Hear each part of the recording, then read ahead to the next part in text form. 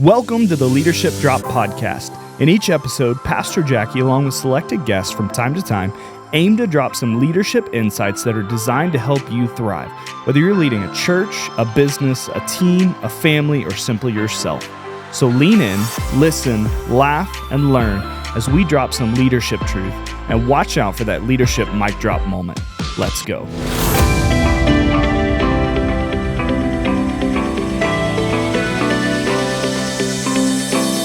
Welcome to the Leadership Drop Podcast. We're so excited to share some lessons that we've learned over time about how to be the most effective leader that you can possibly be. Whether that's leading a sports team or a church organization, a business, your family, or simply yourself. And I want to talk about an issue of leadership that often goes overlooked, but I think is probably one of the most important qualities any leader can possess. It is the quality of being able to delegate well. I'm convinced that delegation is one of the things that separates so-so leaders with above-average leaders. Now, I'm not saying I'm an above-average leader, but I will tell you this. I have a PhD in delegation. I love to delegate stuff. Matter of fact, we're filming this first episode of the Leadership Drop Podcast in our new studio here. And I walked in here and I'm like, hey, this is pretty nice. I've never seen any of this stuff. Somebody else did everything, and they did a great job. I was over to our El Mirage campus. We're about to launch our 4th campus here in Arizona. And I took a tour today, and I'm like, wow, somebody's doing some really good work. And we have dreamed it, but there are others that are faithfully doing it. And that is what delegation does. It allows you to expand the bandwidth of your abilities and your leadership. So I want to talk to you for just a few moments today about how to expand the bandwidth of your leadership capabilities. And it's all done through delegation. I read some time ago about the Dunbar number. You said, what's the Dunbar number?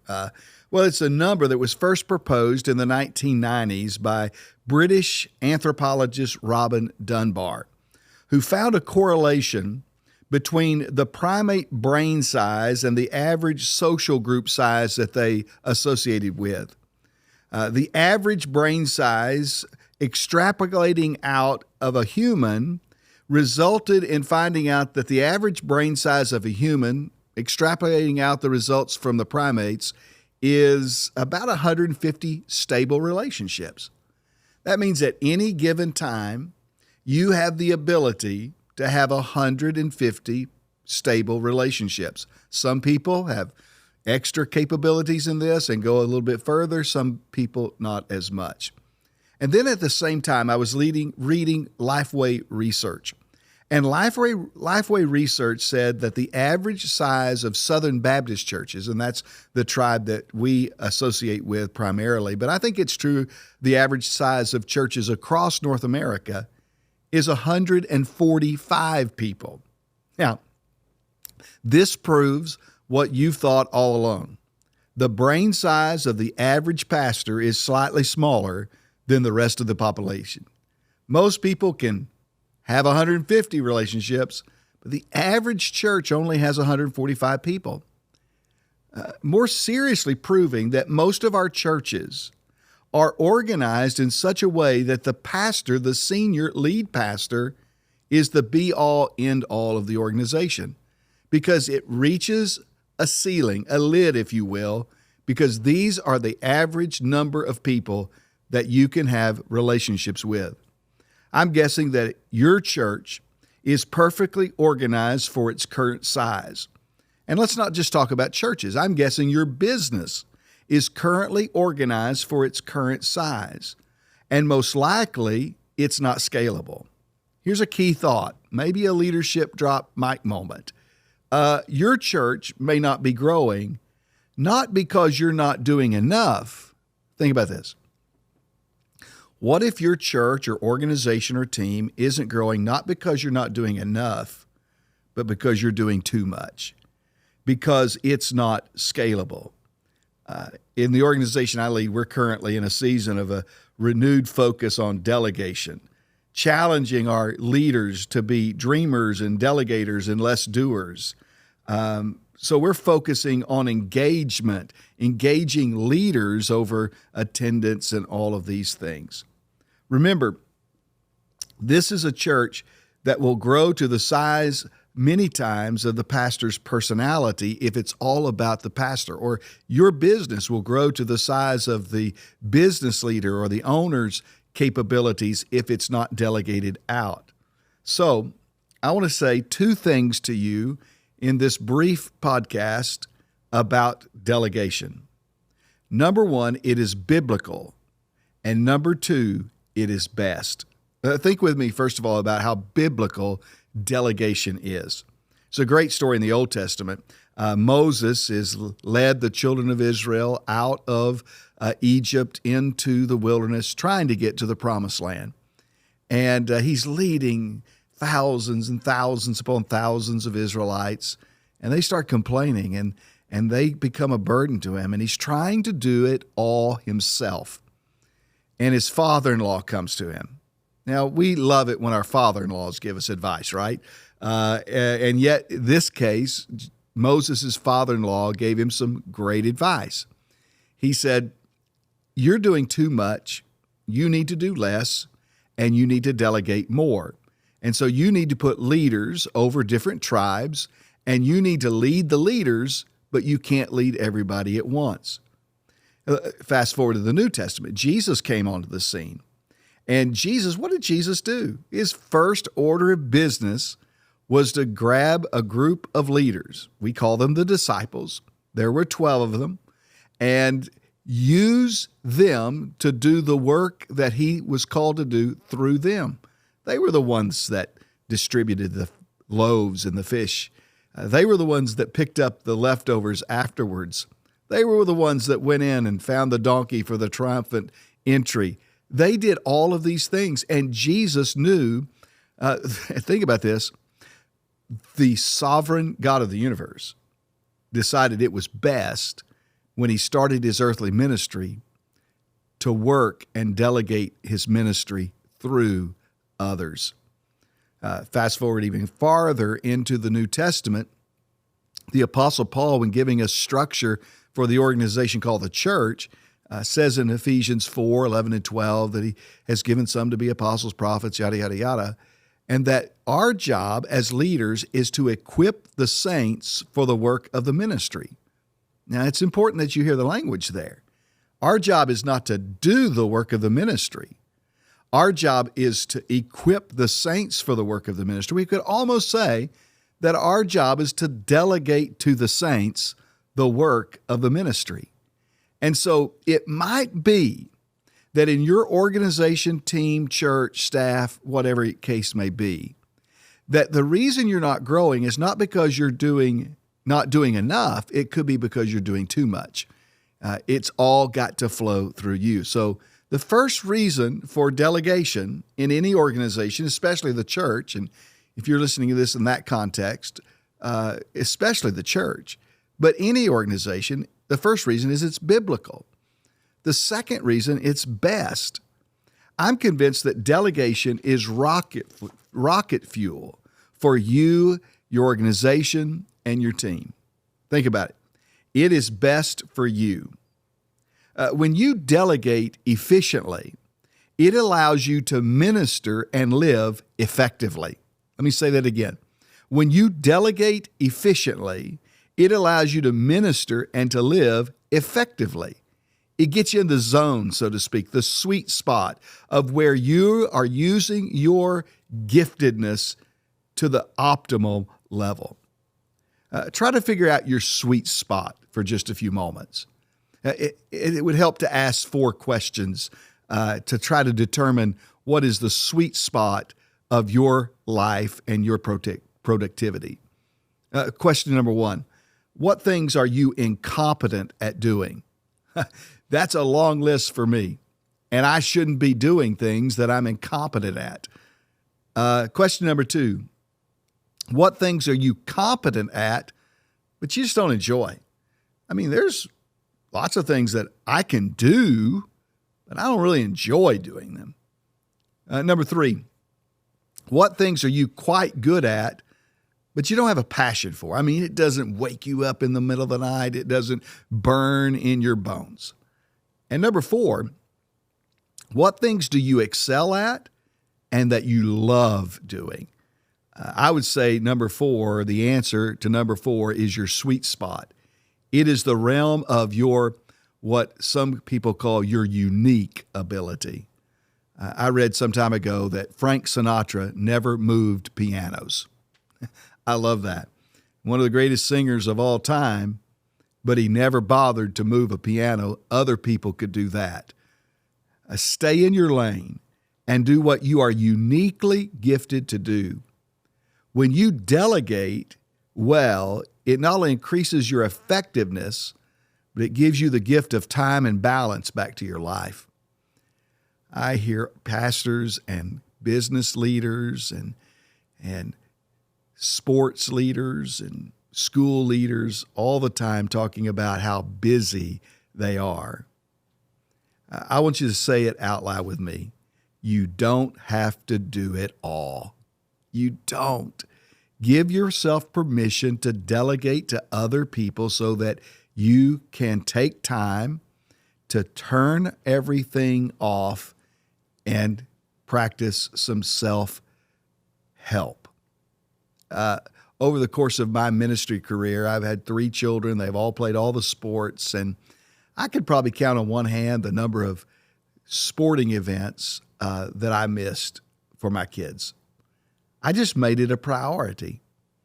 I pastor now, lead a church that has multiple campuses. I get to lead a network of churches here in the metro, and alongside that is I'm a part of a national coaching network that helps to coach pastors and rescue churches. But I tell you, I still take pretty much every Friday and Saturday off. I hunt, I play golf, watch college football. You need that time to refresh and recharge. And so when you delegate, it gives you more bandwidth. It gives you time to spend with your family. It's best for you. Secondly, I would say it's best for others. Here's what delegation will do in your organization. It will lift the lid off of your organization and let the cream rise to the top. This should be easier in church life than in business life, but in both church and business, we need to remember that the bottom line for us is not to build projects and profit margins. Now, that's important. It's important that the church stays financially solvent. It's even more important if you're a business owner that your business stays financially solvent. But in the end, the goal is not to build projects. In the end, the goal is to build people. And our goal is not to build projects or profit margins. Our goal is to build people. And nothing builds people up more than delegation, to getting them involved in the journey, training them, preparing them to be all that God wants them to be in whatever lane of work and life they live in. Back in college and in seminary, I had to go through some classes that required internships for practical ministry courses. One of my internships, I had to show up at a church's family life center and hand out roller skates to teenagers after school as they had this roller skate rink in their church. I was learning by doing. Delegation is the internship or practical ministry course of your organization. They are learning by doing. And not only that, it shows them, those in your organization, that there is a path to upward mobility in your organization. And that it has a way of motivating people and at the same time telling people that you trust them, that you believe in them. Here's this task. I think you'd be great at it.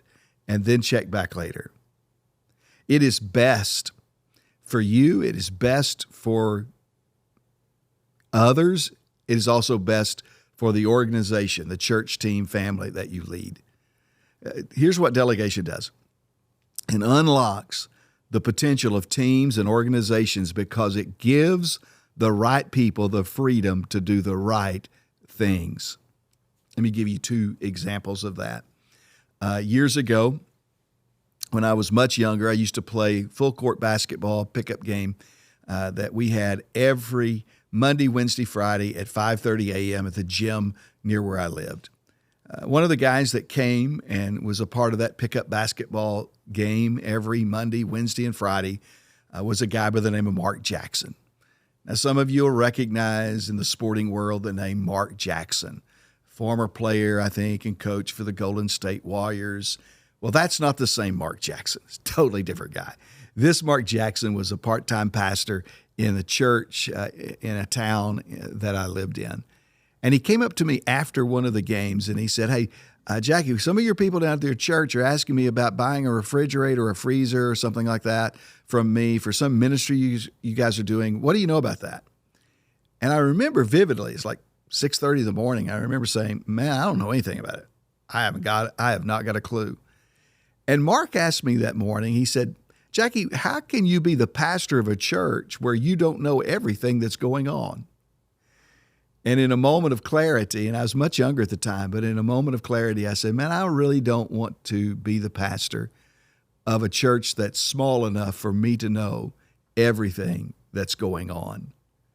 It lifts the lid of your organization, the potential of your teams. Years ago, the first worship pastor we had here at our church was a very dear friend, still a dear friend of mine, Nathan Haskins. Great guy, humble servant, wonderful worship leader. And he stayed with us for 6 or 7 years, moved back several years ago to be near his family in Missouri. But I remember when Nathan came to kind of audition and interview for the job, we had a fellowship after church. Years ago, we were back in our first generation of buildings. Church was much smaller at the time, and we were packing up after the dinner, and Nathan, everybody saw him. He was picking up these chairs and stacking them, rolling these tables to their carts, and man, it became part of Nathan's folklore at our church. Look at that guy. He's such a faithful guy. He picks up the chairs and he helps do just the dirty work. And that became part of his story. Well, I have my own folklore story that no one really knows about, and it has just almost the opposite of Nathan's story. I remember the first time here at our church as we began to grow, that the first time that I left our church while the lights were still on and people were still there and activity was still going on, and I forced myself to walk to my truck and drive away because I knew at the time for our church to grow, we're going to have to give this ministry away and we're going to have to entrust it to faithful people. And sure enough, they were able to take care of things. They were able actually to turn the lights off and lock the doors and leave. But delegation does that. It lifts your organization's potential to more than just what you can do, to what everyone can do together. Because here's the deal. If everything has to cross your desk to get done, only a few things will ever get done.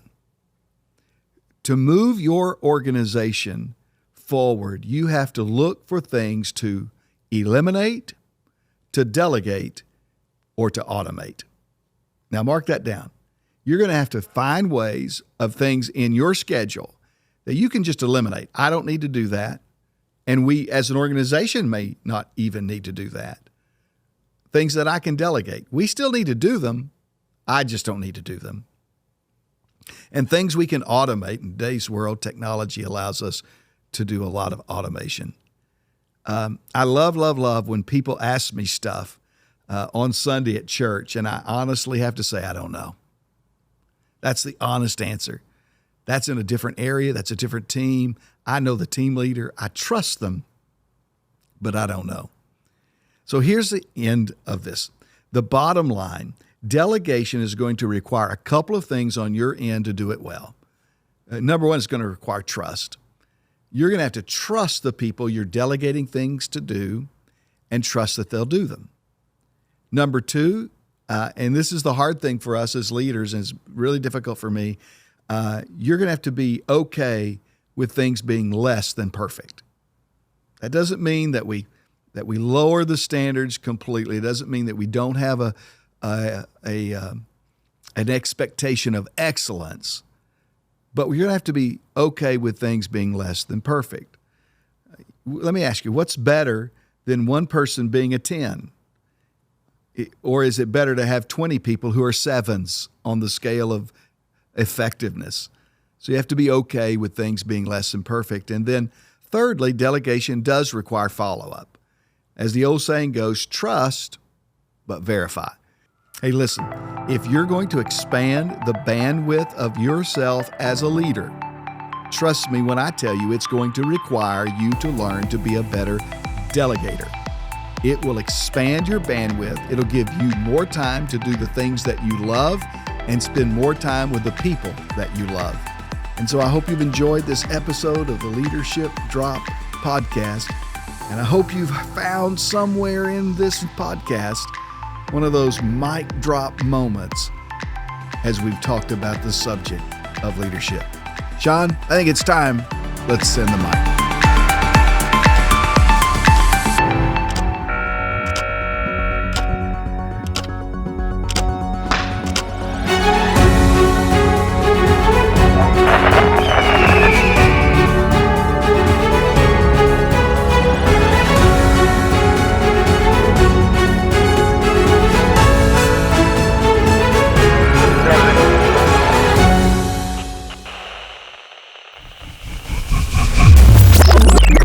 Because here's the deal. If everything has to cross your desk to get done, only a few things will ever get done. To move your organization forward, you have to look for things to eliminate, to delegate, or to automate. Now mark that down. You're going to have to find ways of things in your schedule that you can just eliminate. I don't need to do that. And we, as an organization, may not even need to do that. Things that I can delegate. We still need to do them. I just don't need to do them. And things we can automate. In today's world, technology allows us to do a lot of automation. I love when people ask me stuff on Sunday at church, and I honestly have to say, I don't know. That's the honest answer. That's in a different area. That's a different team. I know the team leader. I trust them, but I don't know.